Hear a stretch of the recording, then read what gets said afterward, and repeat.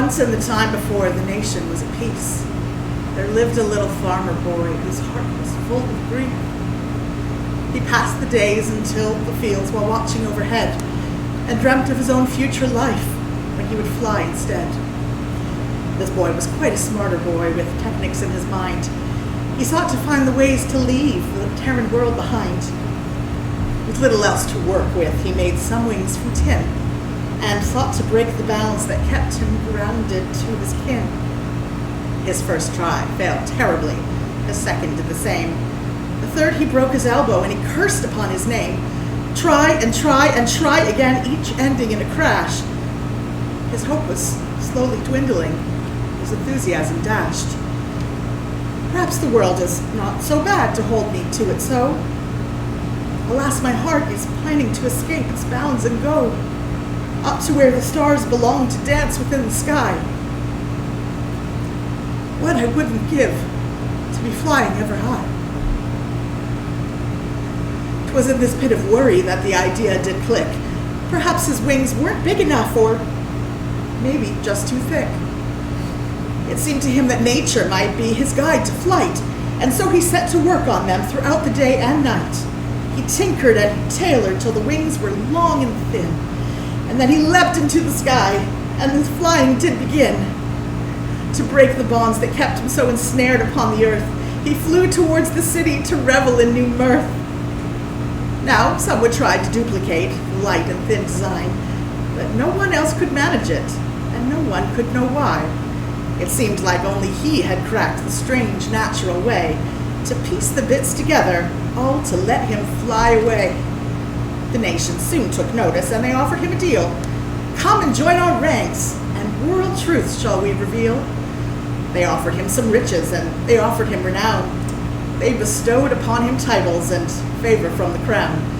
In exchange for his servitude, the blessed nation swore to give to him what he wished, and then a little more.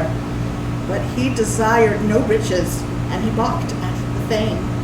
In fact, there were but 20 who even knew his name.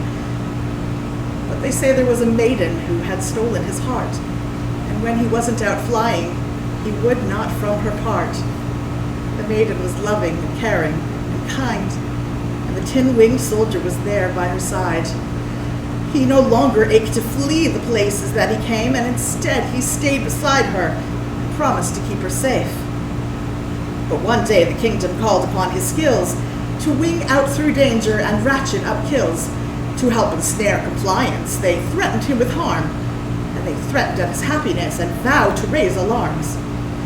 For fear to save his family, he went once last to war.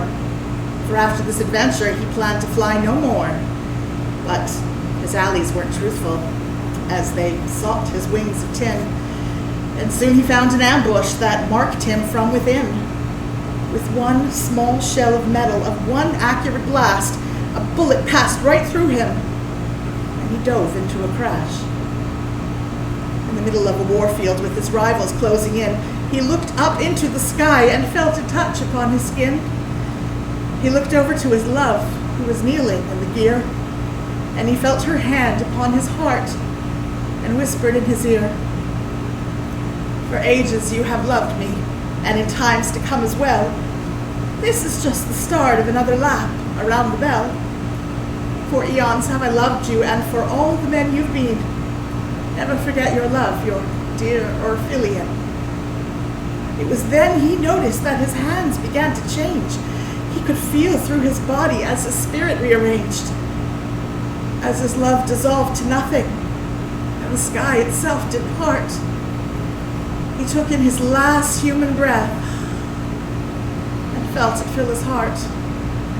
He nor again would need his wings to soar through the sky, for when his victors got there, he was but a dragonfly. And since those days have happened, and many have there been, it seems that no one else can fly those metal wings.